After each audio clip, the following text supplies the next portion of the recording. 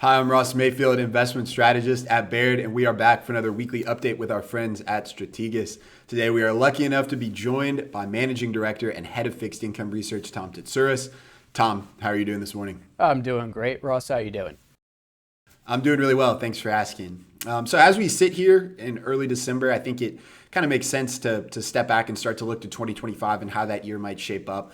And on the fixed income side of the ledger, I think we have to start with this big move higher in the 10-year Treasury yield over the last couple of months. Ironically, that really began when the Fed did their first rate cut in September. You know, whether it's growth expectations, inflation expectations, maybe both, we've seen this move higher in the 10-year. I'm curious, what your anticipation or expectation for the 10-year Treasury is in 2025, what the key drivers will be, and then how that might impact something like mortgage rates and all the other things that key off of the 10-year. Well, thank you, Ross. And really, what you've seen since the election is what's been called the Trump trade. And that is the expectation that inflation will be higher, deficits will be higher, and therefore interest rates will be higher with the yield curve overall steeper in 2025 and beyond. And one of the things that we've argued at Strategas is that this was going to be the inevitable outcome no matter who won the White House. That is, Treasury supply should, by 2026, be on the upswing again. You should expect to see a second wave of inflation coming across the U.S. Economy by 2026. And you should expect to see the yield curve steepening with the back end moving higher and the front end more or less staying stable as the Fed does implement more rate cuts. And that was very likely to be the outcome no matter who won the election. I think it's been amplified, though, since the election, with the results being that the Republicans are taking back not just the White House, but full government, the House and Senate. It's been amplified on the expectations that there's even going to be even more of a stimulus, tax cut driven stimulus for 2025 and 2026.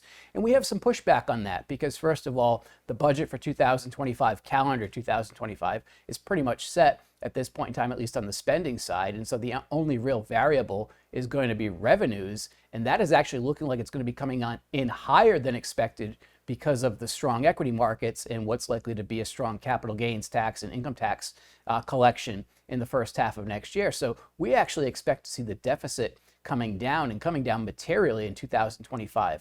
So with that said, the risk is 2026, and that's what the market, I think, is focusing on. And we think it's focusing on it a little bit too prematurely because we got to get through other bumps along the way that would justify the jump in yields. And some of those other bumps are also, we're expecting to see a debt ceiling standoff starting December 31st into the new year. That could last as far out into second quarter if we look at past history. We also are looking at a seasonal slowdown in the U.S. economy because there was an awful lot of fiscal stimulus driven ahead of the election to keep the consumer afloat, and that drops off, and that has been dropping off for the last couple months now, and that should continue to soften the economy in the first half of next year. That should also allow the Fed to cut at least two more times, 50 basis points. So we've got to get through a lot of support area for bonds before this Trump trade can resume. But we do expect that Trump trade to resume by the end of next year and into 2026.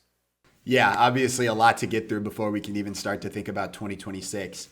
One other key driver that you all have mentioned as something important to watch for 2025 is the liquidity picture.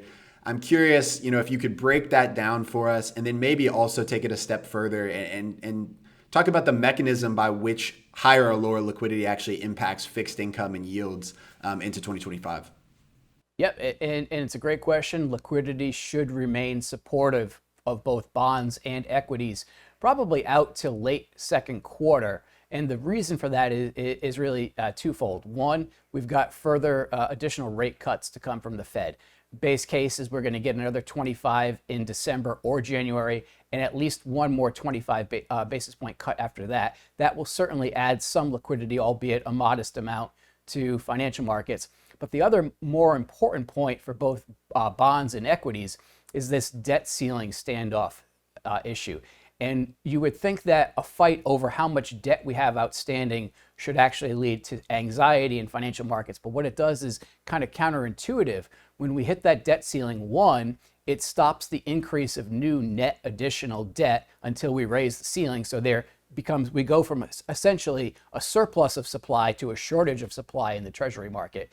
And then on top of that, the Treasury is forced to use its cash, which is currently held at the Fed and is, for lack of a better term, is neutralized or is sterilized liquidity. It uses that cash to pay its bills. And what that does is it pumps liquidity, particularly into banks. So you see bank reserves rise as the Treasury uses cash to pay its bills. So the longer we delay raising the debt ceiling, the more beneficial it is for the bond market, and you start to see demand coming in and pushing yields down, and the curve tends to flatten. That is, longer bond yields drop by more than the front end of the curve drops when you see this. Now, the other side of this is once we raise the debt ceiling, the Treasury starts issuing net new debt. And what's more, because the previous administration had been using and really relying a lot on short-term debt instruments, Treasury bills, to fund the enormous deficits we had the last 2 calendar years, those T-bills, short-term bills, are going to have to be refinanced as well. So